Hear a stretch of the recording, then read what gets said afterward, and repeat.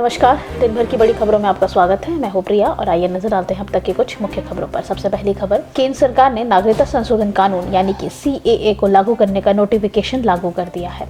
इसी के साथ अब देश भर में नागरिकता संशोधन कानून लागू हो गया है, जिसके बाद सियासत काफी गर्मा गई है। केंद्र सरकार के इस फैसले का आलोचना का भी सामना करना पड़ रहा है। इस बीच दिल्ली के मुख्यमंत्री और आम आदमी पार्टी के राष्ट्रीय संयोजक अरविंद केजरीवाल ने आज नागरिकता संशोधन कानून पर प्रेस कॉन्फ्रेंस की। उन्होंने कहा कि ये वोट बैंक बनाने का खेल है। भाजपा वोट बैंक की राजनीति कर रही है। मुख्यमंत्री ने भाजपा पर हमला बोलते हुए कहा कि ये अपने देश के हक पर पाकिस्तानियों को दे रहे हैं। CAA से उत्तर पूर्व के राज्यों को ज्यादा नुकसान होगा। दूसरे देश बाहरी लोगों को आने से रोकते हैं। भाजपा चुनावी फायदे के लिए CAA लाई है। भाजपा अपना वोट बैंक तैयार कर रही है। देश की मांग है कि CAA को वापस लिया जाए। देश के युवाओं को रोजगार नहीं मिल रहा है। अगर भाजपा ने 10 साल में काम किया होता, इन्हें चुनाव से पहले CAA लागू करने की जरूरत ना पड़ती। CAA में बांग्लादेश, पाकिस्तान, अफगानिस्तान के लगभग 2.5 करोड़ से 3 करोड़ अल्पसंख्यकों की नागरिकता दी जाएगी। भारत में महंगाई ने कमर तोड़ दी है। बेरोजगारी चरम पर है। युवा नौकरी के लिए दर ठोकरें खाने को मजबूर है। दिल्ली के CM अरविंद केजरीवाल ने कहा कि CAA क्या है। केंद्र BJP सरकार का कहना है कि अगर 3 देश बांग्लादेश, पाकिस्तान और अफगानिस्तान से अल्पसंख्यक भारतीय नागरिकता लेना चाहेंगे तो उन्हें भी नागरिकता दी जाएगी। इसका मतलब है कि बड़ी संख्या में लोग अल्पसंख्यकों को हमारे देश में लाया जाएगा, उन्हें नौकरियां दी जाएंगी और उनके लिए घर बनाए जाएंगे। भाजपा हमारे बच्चों को नौकरी नहीं दे सकती, लेकिन वे पाकिस्तान से आए बच्चों को नौकरी देना चाहते हैं। अगली खबर, प्रवर्तन निदेशालय ने झारखंड में कांग्रेस विधायक अंबा प्रसाद और उनसे कथित तौर पर जुड़े कुछ अन्य लोगों के परिसरों पर धन संशोधित संबंधित एक मामले में जांच के तहत बीते मंगलवार को छापेमारी करी थी। इस पर प्रतिक्रिया देते हुए विधायक अंबा प्रसाद ने आज कहा कि भाजपा ने उन्हें आगामी लोकसभा चुनाव में हजारीबाग से चुनाव लड़ने के लिए टिकट देने की बात कही थी, जिससे उन्होंने ठुकरा दिया था।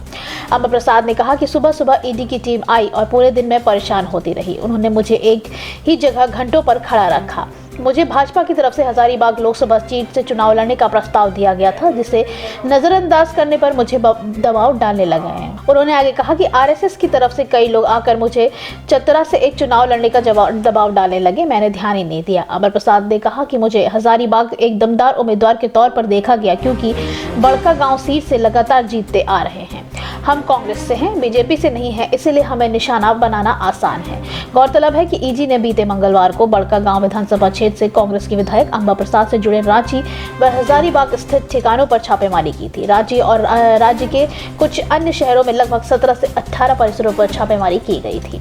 अंबा हजारीबाग जिले की बड़कावा विधानसभा सीट से प्रतिनिधित्व करती हैं। सूत्रों के मुताबिक प्रवर्तन निदेशालय कथित अवैध रेत खनन, जबरन वसूली और कुछ अन्य अपराधों से संबंधित कई प्राथमिकियां के आधार पर धन संशोधन निवारण अधिनियम के प्रावधानों के तहत कार्रवाई कर रहा है। अगली खबर, सुप्रीम कोर्ट के नए कानून के तहत चुनाव आयुक्तों की नियुक्ति के खिलाफ दायर याचिका पर सुनवाई के लिए सहमति दे दी है। कोर्ट ने मामले पर सुनवाई के लिए 15 मार्च की तारीख निर्धारित की है। गौरतलब है कि निर्वाचन आयोग में रिक्त पड़े चुनाव आयुक्त के 2 पदों को भरने के लिए इसी दिन प्रधानमंत्री नरेंद्र मोदी के नेतृत्व में बैठक होने वाली है। सुप्रीम कोर्ट इसे लेकर सोमवार को एक याचिका दाखिल कर चुका है। इसमें मांग की गई है कि केंद्र सरकार नए कानून चुनाव आयुक्त अधिनियम 2023 के तहत चुनाव आयुक्त की नियुक्ति न होने दे। सुप्रीम कोर्ट ने इस मामले को तत्काल सुनवाई के लिए सूचीबद्ध करने पर विचार करने की बात भी कही है। गौरतलब है कि कांग्रेस नेता जया ठाकुर की तरफ से यह याचिका अरुण गोयल के चुनाव आयुक्त पद से अचानक इस्तीफा देने के बाद डाली गई है। चुनाव आयोग ने फिलहाल आयुक्तों के 3 पदों से 2 पद खाली हैं। सिर्फ मुख्य चुनाव आयुक्त राजीव कुमार ही निर्वाचन आयोग में इकलौते सदस्य रह गए हैं। इससे पहले अनूप पांडे फरवरी में चुनाव आयुक्त पद से रिटायर हुए हैं। जया ठाकुर ने अपने आवेदन में कहा कि चुनाव आयुक्तों की नियुक्ति को लेकर सुप्रीम कोर्ट में उनकी याचिका लंबित है। इस पर 12 जनवरी को सुप्रीम कोर्ट की तरफ से नोटिस जारी किया गया था। इस दौरान चुनाव आयोग ने एक और सदस्य अरुण गोयल ने इस्तीफा दे दिया है। याचिकाकर्ता ने कहा कि चूंकि लोकसभा चुनाव का ऐलान जल्द हो सकता है, इसलिए चुनाव आयुक्तों की भर्ती भी तुरंत करने की जरूरत है। इसे लेकर सुप्रीम कोर्ट की नियुक्ति को लेकर साफ दिशा निर्देश जारी करने की जरूरत है। अगली खबर, पश्चिम यूपी में बसपा सुप्रीमो ने RLD सुप्रीमो जयंत चौधरी को चुनौती दे डाली है। जिस सीट से मायावती ने पहली बार लोकसभा चुनाव जीतकर संसद पहुंची थी, उसी सीट से जाट प्रत्याशी को मैदान में उतार दिया है। हाथी की इस नई चाल से पश्चिम यूपी के सियासी तापमान बढ़ा दिया है। 2 दिन पहले ही लोकदल छोड़कर आए चौधरी विजेंद्र सिंह को बिजनौर लोकसभा सीट से प्रत्याशी बनाकर मायावती ने नए समीकरण बनाने के संकेत दे दिए हैं। इससे पहले खबर चल रही थी कि चौधरी विजेंद्र सिंह को मायावती बिजनौर लोकसभा चुनाव में मैदान में उतार सकती हैं। ऐसा करके मायावती ने बीजेपी और आरएलडी की टेंशन बढ़ाई है।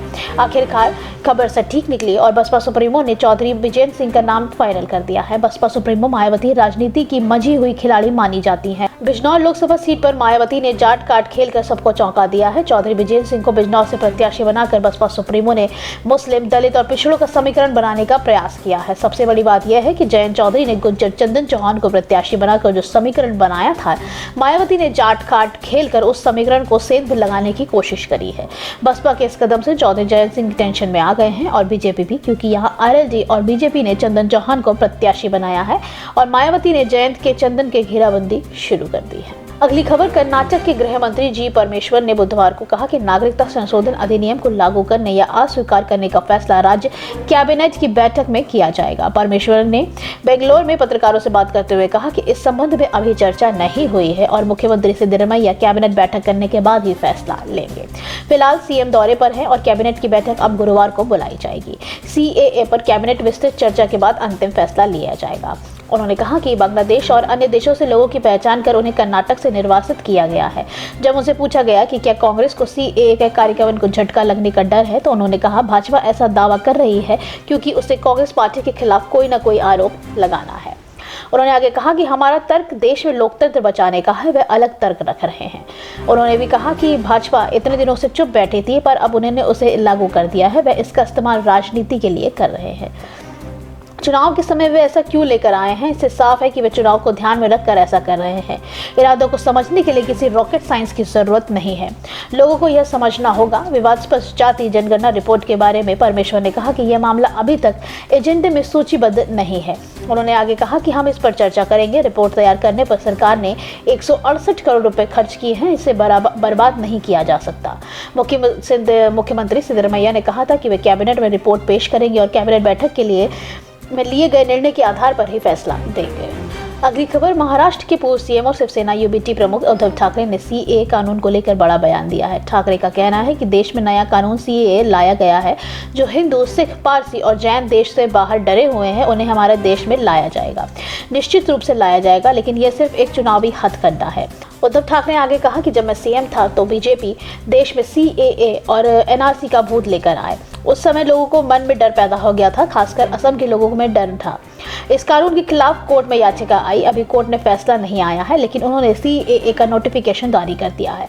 वे धर्मों के बीच भेदभाव पैदा कर झगड़ा और दंगे कराना चाहते हैं।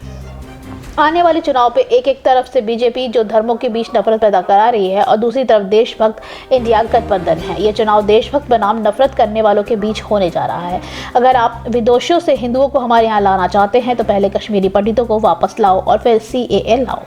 सीएए कानून पीएम मोदी के नेतृत्व वाली सरकार द्वारा उन शरणार्थियों को दिए गए एक बड़ी राहत है जो धार्मिक उत्पीड़न के कारण उपरोक्त देशों में भारत से आने के बाद अनिश्चितता की स्थिति में है। सीएए उन उद्देश्यों को पूरा करने जा रहा है जो सरकार ने 11 दिसंबर 2019 को संसद में विधेयक पारित करते समय निर्धारित किए थे।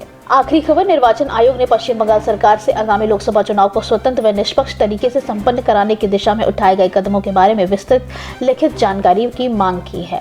सूत्रों के मुताबिक आयोग ने राज्य सरकार से रिपोर्ट मांगी है जिसमें पश्चिम बंगाल सरकार से आगामी लोकसभा चुनाव को निष्पक्ष और स्वतंत्र तरीके से कराए जाने के कदमों के बारे में पूरा ब्यौरा देने को कहा गया है। इससे पहले मुख्य चुनाव आयुक्त राजीव कुमार ने अधिकारियों से राज्य की शांतिपूर्ण तरीके से चुनाव सुनिश्चित कराने की मांग भी की थी।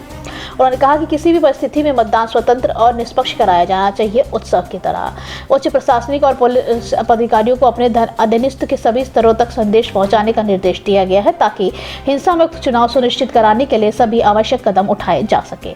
यदि राज्य प्रशासन और पुलिस ऐसा करने में विफल रहती है तो हम उनसे ऐसा कराएंगे। आज के लिए बस इतना ही। बाकी खबरें जानने के लिए देखते रहिए द पब्लिक इंडिया। धन्यवाद।